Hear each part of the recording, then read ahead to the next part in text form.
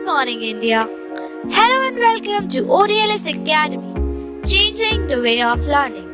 ODLS Academy covers knowledge regarding all subjects from class 6 to class 12 and government exams too. Here, you will also get health tips and motivational videos. So let's get started. Hello students, welcome to ODLS academy and मैं हूं आशुतोष सिंह और मैं आज आपके लिए लाया हूं relation and function का लेक्चर 2। अगर आप घर पे हैं और क्लास 12 की तैयारी करना चाहते हैं मैथ्स के लिए तो आप स्टार्ट कर सकते हैं हमारे साथ। हमारा ऑलरेडी पहला लेक्चर आ गया है, तो अगर आपने उसको पहले नहीं देखा तो उसको देखिए, उसके बाद लेक्चर 2 स्टार्ट कीजिए। Before I start the lecture, मैं अपने बारे में थोड़ा बता देता हूँ। मेरा नाम है आशुतोष सिंह और मैंने VIT यूनिवर्सिटी से बीटेक मैकेनिकल किया हुआ है और मेरा टीचिंग एक्सपीरियंस 5 इयर्स का है। मैं जेई एडवांस लेवल तक का मैथमेटिक्स पढ़ाता हूँ। ठीक है, स्टार्ट करते हैं आज का ये लेक्चर। रिलेशन, तो रिलेशन के बारे में मैंने बताया था, रिलेशन एक प्रॉपर्टी है, ठीक है ना। रिलेशन और फंक्शन के बारे में हमने पढ़ लिया था। अब ये जो है इसमें देखें कि रिलेशन क्या होता है। Relation R on a set A is a subset of Cartesian product A cross A, ठीक है। और अगेन यही बात है कि a relation R between two sets A and B is subset of Cartesian product A cross। सबसे पहले आपको समझना होगा कि A क्रॉस A है क्या। अगर मान लेते हैं कार्टेशियन प्रोडक्ट क्या था, 11th में आपने पढ़ा था, ठीक है। तो मैं मान लेता हूँ कि A कोई सेट है जिसमें मान लेता हूँ 1 2 3 एलिमेंट्स है, ठीक है। A क्रॉस A है ना, A क्रॉस A होता है 1,1 है ना, 1,2, ठीक है, 1,3, ठीक है, फिर 2,1, 2,2 और 2,3, ठीक है, और 3,1। मतलब सारे एलिमेंट का सारे उसके साथ ऑर्डर्ड पेयर होता है, इसको बोलते हैं ऑर्डर्ड पेयर। याद है सब 11th में था, मैंने बोला भी था 11th का पढ़ के आने के लिए, ठीक है। तो ये A क्रॉस A है। अगर वही हम A क्रॉस B की बात करें तो A मान लेते हैं कि A है 1, 2, 3, एक B मान लीजिए है B 4, 5 है ना, 4, 5। तो A क्रॉस B जो है A क्रॉस B, ये क्या हो जाएगा 1, 4, ठीक है, 1, 5, ठीक है, 2, 4। सब सारे एलिमेंट A के सारे एलिमेंट B के साथ ऑर्डर्ड पेयर में आएंगे, ठीक है। तो 2, 5, ठीक है, 3, 4 और 3, तो ये A क्रॉस B, ये ऑर्डर्ड पेयर हो गया, ठीक है। तो रिलेशन जो है, रिलेशन R, ये कभी भी हमेशा सबसेट होगा इन ऑर्डर्ड पेयर्स का, ठीक है। अच्छा, रिलेशन, जब भी रिलेशन की बात करें आप ये ध्यान दो कि रिलेशन या तो A टू A बोलेगा, एक सेट से सेम सेट में, एक सेट से उसी सेट में, है ना, उसको पढ़ेगा relation R on set A, ठीक है। और या तो फिर होगा रिलेशन सेट A से सेट B में, जिसको पढ़ेंगे हम relation R between two sets A and B। मतलब कि जब भी रिलेशन की बात करें तो आपको यह ध्यान देना है कि वो दो सेट उसको चाहिए, पहला सेट जिससे और दूसरा सेट जिसमें, एक सेट से दूसरे सेट में रिलेशन होता है, ठीक है। तो जनरली जो आपको क्वेश्चन आएंगे बोर्ड लेवल पे, और ज्यादातर क्वेश्चन आते हैं खुद से रिलेशन वाले में ना, A टू A वाले में, लेकिन A टू B भी आप समझ के चलिए, उससे भी आ सकता है, ठीक है। तो अब हमको कार्टेशियन प्रोडक्ट समझ में आ गया, रिलेशन समझ में आ गया कि एक प्रोडक्ट से एक सेट से दूसरे सेट में होता है। तो रिलेशन देखो क्या होगा, रिलेशन में जो मैक्सिमम एलिमेंट्स आ सकते हैं वो कितने आ सकते हैं, वो यही A क्रॉस B या A क्रॉस A के बराबर आ सकते हैं, क्लियर है। उससे ज्यादा नहीं, कार्टेशियन प्रोडक्ट से ज्यादा एलिमेंट उसमें आ नहीं सकते। उससे कम हो सकते हैं, ठीक है, उससे कम हो सकते हैं। इसलिए ये हो जाएगा तुम्हारा, हम बोल सकते हैं कि रिलेशन जो है वो सबसेट है किसका, ए क्रॉस ए का और ए क्रॉस बी, जिस केस में जैसा यूज हो रहा हो। क्लियर है, बात समझ में आई। नेक्स्ट देखते हैं, तो टाइप्स ऑफ रिलेशन अब हम पढ़ेंगे। एम्प्टी रिलेशन क्या होता है, ठीक है, यूनिवर्सल रिलेशन है ना, trivial, reflexive relation, symmetric relation, transitive और इक्विवेलेंट अपने सिलेबस में, जिसमें से ये तीन को बहुत इंपॉर्टेंट से समझना, ठीक है, ये बहुत इंपॉर्टेंट है, बहुत कंफ्यूजिंग है, लेकिन मैं प्रॉमिस करता हूँ कि मेरे लेक्चर के बाद ये आपका कंफ्यूजन एकदम क्लियर हो जाएगा, ठीक है। सबसे पहले शुरू करते हैं एम्प्टी रिलेशन से। क्या होता है एम्प्टी रिलेशन? एम्प्टी सेट याद है, एम्प्टी सेट, एम्प्टी सेट क्या होता था, empty set, void set, null set, याद है? ऐसा सेट जिसमें कोई एलिमेंट ना हो, फाई, है ना। तो वही बात हो गई कि रिलेशन, एम्प्टी रिलेशन मतलब ऐसा रिलेशन जिसका कोई भी एलिमेंट ना हो, रिलेशन में कोई भी एलिमेंट ना हो, तो रिलेशन किसके इक्वल हो जाएगा, रिलेशन किसके इक्वल हो जाएगा, फाई, है ना। गद्दे के लिए पढ़ लेते हैं, a relation R in a set A is called empty relation if no element of A is related to any element of A। ठीक है, मतलब कि कोई भी एलिमेंट किसी से रिलेटेड नहीं होगा तो उसका आंसर आ जाएगा फाई, और फाई तो सबसेट होता ही है क्रॉस ए का, है ना। तो ये रिलेशन है फाई, तो फाई आया तो ये कोई भी एलिमेंट नहीं है इसलिए ये फाई है, और इसको बोलेंगे एम्प्टी रिलेशन। एग्जांपल देखते हैं, गर्ल्स स्कूल, है ना, R is equal to A cross A और A is brother of B. अब मान लो स्कूल गर्ल्स का है तो वहां तो लड़का कोई है ही नहीं, तो फिर ए भाई, ए जो है बी का भाई तो हो ही नहीं सकता।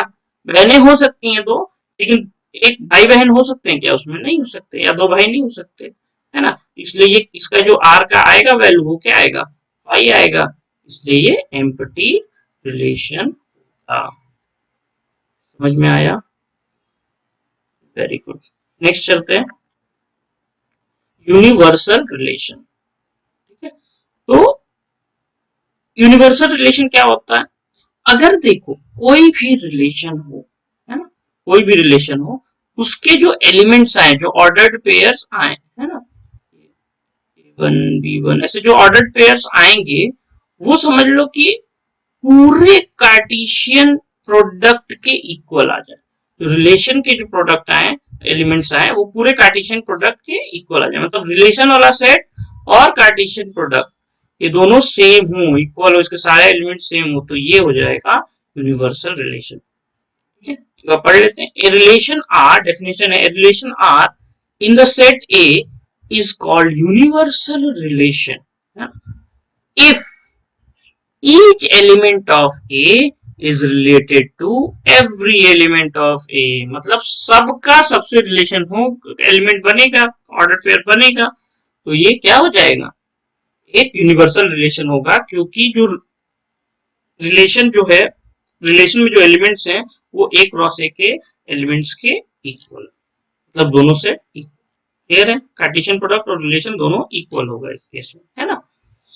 एग्जांपल लेते हैं, एक गर्ल्स स्कूल है, ठीक है ना, गर्ल्स स्कूल है, और उसमें आर जो है वो दिया हुआ है कि A cross A comma B, difference between age of A and B is less than 100। तो डिफरेंस मतलब A minus B, A difference है, इज लेस देन 100। बेटा कोई भी वहां पे लड़की होगी किसी भी गर्ल्स स्कूल में, उन दोनों का जो डिफरेंस है वो हमेशा लेस देन 100 तो आएगा ही, है ना, क्योंकि 100 साल के ऊपर के लोग तो भाई पढ़ाई करते नहीं है स्कूल में, है ना। तो इसलिए इसमें क्या होगा, सारे ऑल ऑल गर्ल्स इंक्लूड हो जाएंगे, ऑल गर्ल्स, और वो सारे गर्ल्स के साथ रिलेशन बनाएंगे, है ना, each and every girl makes relation with every girl. तो यहाँ पे ये पूरा क्या हो जाएगा, यूनिवर्सल रिलेशन होगा, क्योंकि सब लोग, सारे गर्ल्स एक दूसरे से ये रिलेशन उनका होगा, क्योंकि उनके बीच का डिफरेंस क्या होगा, लेस देन 100। समझ में आया, ओके। अब आगे बढ़ते हैं, ट्रिवियल रिलेशन। तो ट्रिवियल रिलेशन क्या होता है, तो ट्रिवियल रिलेशन बोल सकते हैं कि जो एम्प्टी रिलेशन होते हैं और जो यूनिवर्सल रिलेशन होते हैं उन्हीं को हम ट्रिवियल रिलेशन कहते हैं, ठीक है ना। Both the empty relation and the universal relations are sometimes called trivial relations. Clear है? ओके, नेक्स्ट देखते हैं रिफ्लेक्सिव रिलेशन। तो देखो, a relation R in a set A is called reflexive if A comma A is element of R for every element A element of A। तो हम ये कह सकते, अब ये डेफिनेशन तो लिख लूं, लेकिन क्या ये डेफिनेशन समझ में आ रही है? नहीं, है ना, क्लियर नहीं हो रहा है ना। Relation R in a set A is called reflexive if A comma A is element of R for every element A belongs to, है ना। कंफ्यूजन हो रहा है ना, समझ में नहीं आता, लेकिन अब देखो समझाता हूं मैं और उसको ध्यान से समझ लो तो सारा कंफ्यूजन क्लियर हो जाएगा। क्या बोल रहा है कि a relation R on set A, मतलब कि एक ए टू ए पे बात हो रही है। किस पे बात हो रही है? ए टू ए। रिलेशन जो है वो ए टू ए काम कर रहा है, ठीक है। Called reflexive. रिफ्लेक्सिव तभी कहा जाएगा जब A comma A is element of R होगा, मतलब ए रिलेटेड टू ए होगा, ठीक है ना। इसका मतलब है, इसका जो है ये मतलब होता है ए रिलेटेड टू, ठीक है। For every A belongs to A, मतलब सारे एलिमेंट, ए के सारे एलिमेंट के लिए ये होना चाहिए। कहने का मतलब अगर ए में 1 2 3 तीन एलिमेंट हैं तो 1 का 1 से रिलेशन होना चाहिए और 2 का 2 से होना चाहिए और 3 का 3 से होना ही चाहिए। कम से कम इतना तो होना ही चाहिए, ठीक है। इसके अलावा और भी हो सकते हैं, बट ये तीनों तो होने चाहिए, तीनों होने चाहिए। ऐसा नहीं कि 1 का और 2 का है 3 का नहीं है तो वो रिफ्लेक्सिव नहीं। अगर ए में 3 एलिमेंट है तो तीनों का, 4 है तो चारों का खुद से रिलेशन होना चाहिए। क्लियर है? एग्जाम्पल देखते हैं। हाइट ऑफ बॉयज आर, ठीक है ना, हाइट ऑफ बॉयज दिया हुआ है और रिलेशन दिया हुआ है ए कॉमा ए, ठीक है ना। Height of A is equal to height of A. तो हम ये बोल सकते हैं कि कोई बच्चे हैं जो मतलब बॉयज की हाइट की बात करें तो कोई बॉय है तो उसकी हाइट खुद से तो सेम ही होगी ना, खुद से तो सेम ही होगी। तो सारे बच्चे खुद से तो रिलेशन बना ही रहे हैं, क्योंकि हाइट इक्वल का हो रहा है रिलेशन, तो उनकी हाइट क्या है? खुद से तो सेम, मतलब इक्वल होगी। इसलिए ये वाला रिलेशन क्या हो जाएगा? रिफ्लेक्सिव हो जाएगा। क्लियर है? आगे बढ़ते हैं। नॉन रिफ्लेक्सिव रिलेशंस, ऐसे रिलेशन जो रिफ्लेक्सिव नहीं होंगे वो क्या कहलाएंगे? Non reflexive relation. एग्जाम्पल देखते हैं, ठीक है। एग्जाम्पल क्या है? Height of boys R is equal to A comma A, height of A is greater than height of A is greater than of A, ठीक है ना। ठीक है, तो ए रिलेशन क्या है बेटा? ये दो, अगर मान लो कि height of one first boy is greater than height of second boy, ऐसा एक रिलेशन अगर हम बनाए, तो इसमें हम ऑब्जर्व करेंगे कि खुद से किसी की हाइट कभी बड़ी हो नहीं सकती, इक्वल ही होगी, है ना। जब खुद की खुद से हाइट बड़ी नहीं हो सकती तो ये रिलेशन मान नहीं होगा। ए कॉमा ए के लिए ये क्या होगा? काम नहीं करेगा, है ना। Is not element of R, A comma A element of R नहीं होंगे, है ना। तो इसलिए इसको हम क्या बोलेंगे? Non reflexive. इसको हम क्या बोलेंगे? नॉन। क्यों? क्योंकि ये खुद खुद का हाइट खुद से बड़ा नहीं हो सकता, इक्वल होगा। लेकिन हमारा रिलेशन क्या है? बड़ा होने का। हमारा रिलेशन क्या है? बड़ा होने का। लेकिन खुद का हाइट खुद से बड़ा नहीं हो सकता है, ये रिफ्लेक्सिव नहीं होगा। क्लियर है? क्वेश्चन देखते हैं, ठीक है। If A is the set of students, है ना, of a school, then write which of the following relations are universal, empty और neither of, ठीक है। तो हमें बताना है कि इसमें से कौन सा रिलेशन यूनिवर्सल है, कौन सा एम्प्टी है और कौन सा दोनों नहीं, ठीक है। R1 क्या है? A comma B, A and B are ages of students and mod of A minus B greater than equal to 0। तो मैंने बताया था mod of A minus B जो है ये डिफरेंस है, ये क्या है, डिफरेंस। ठीक है, तो अब मान लो कि कोई भी दो बच्चे लेंगे, कोई भी दो स्टूडेंट्स को लेते हैं, तो उनके बीच का जो डिफरेंस होगा, उनके बीच का डिफरेंस होगा, या तो अगर उनकी एज सेम है तो इक्वल टू 0 होगा, या तो वो ग्रेटर देन 0 होगा, है ना। तो क्या पहले वाले के लिए हम बोल सकते हैं कि सारे बच्चे उसमें इंक्लूड करेंगे, है ना। कोई भी दो बच्चे का लोगे, है ना, तो वो आंसर देगा उसमें। तो ये वाला जो है R1, इसको हम बोल सकते हैं कि ये यूनिवर्सल रिलेशन है ना, क्या बोल सकते हैं, यूनिवर्सल, है ना। ठीक है, R2 की बात करें तो a comma B are weights of the student and mod of a minus B is less than 0। यहाँ पे देखो क्या, यहाँ पे भी डिफरेंस है, डिफरेंस लेस देन 0 बोल रहा है, लेकिन डिफरेंस लेस देन 0 तो होगा नहीं, कभी मॉड लगा हुआ है, देख लो सीधे सीधे। ठीक है, तो इसमें तो कुछ आएगा नहीं, ये हो जाएगा नन। नन आएगा मतलब ये हो गया एम्प्टी रिलेशन, ये क्या हो गया, एम्प्टी, ठीक है ना, रिलेशन। R2 क्या हो गया, एम्प्टी रिलेशन। R3 को अगर देखें तो a comma B, A and B are student studying in same class. ठीक है, तो अब देखो दो बच्चे हैं और दोनों सेम क्लास में पढ़े, तो ऐसा हो भी सकता है स्कूल में और ऐसा नहीं भी हो सकता है, दो अलग अलग क्लास के बच्चे होंगे तो ये रिलेशन सेटिस्फाई नहीं करेंगे। ठीक है, तो ये ना ही यूनिवर्सल है और ना ही एम्प्टी है, ये नाइदर हो गया, नाइदर ऑफ द टू, ना ही एम्प्टी है और ना ही यूनिवर्सल। क्लियर है, ये क्वेश्चन समझ में आया, वेरी गुड।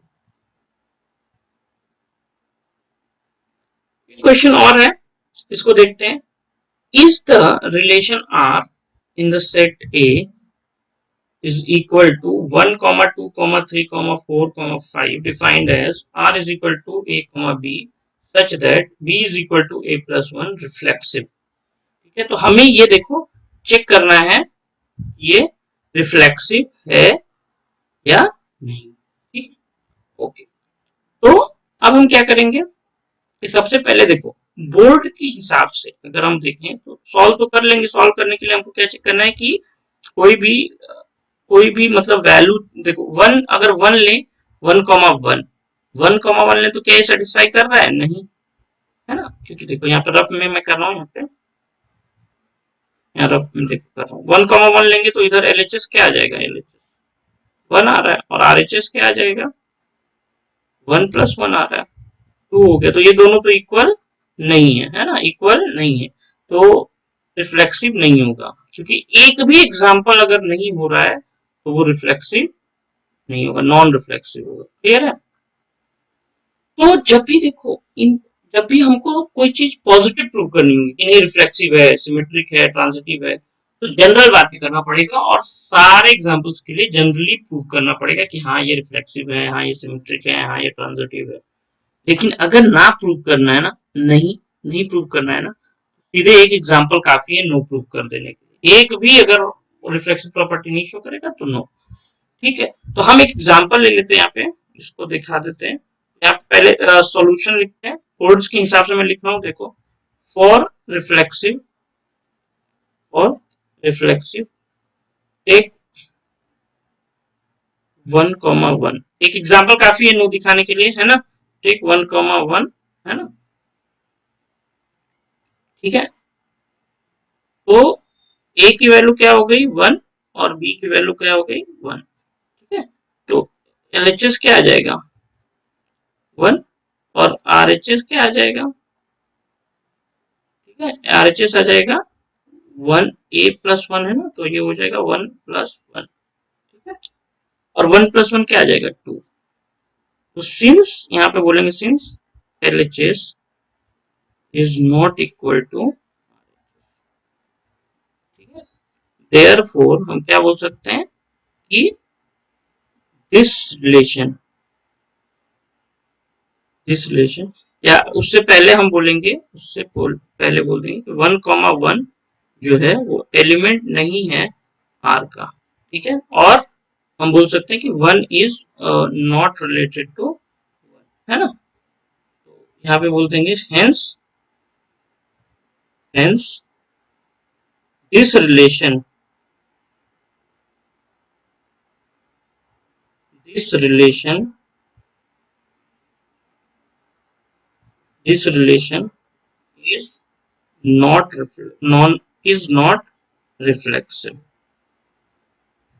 ठीक है, is not reflexive। तो ये रिलेशन रिफ्लेक्सिव, इस तरह आप बोर्ड्स के लिए भी लिख लेंगे। मैं अलग से एक चैप्टर पे जो एक लेक्चर बात करूंगा कि कैसे मार्क्स इंक्रीज करते हैं, है ना। तो नॉलेज बेस्ड स्टडी क्या होती है, मार्क्स बेस्ड स्टडी क्या होती है, ठीक है। इन दो चीजों पे बहुत इम्फोसाइज करना है। नॉलेज ही नहीं होता है, बोर्ड में एग्जाम नंबर लाने के लिए आपको एग्जाम बेस्ड स्टडी की जरूरत पड़ेगी। कैसे मार्क्स उठाएं ये आपको जानना होगा, मार्क्स बेस्ड स्टडी की जरूरत पड़ेगी, ठीक है। ओके, ठीक है। तो नेक्स्ट लेक्चर जरूर देखिएगा इसके बाद, और रिवीजन करके आइएगा next. Thank you for watching the video.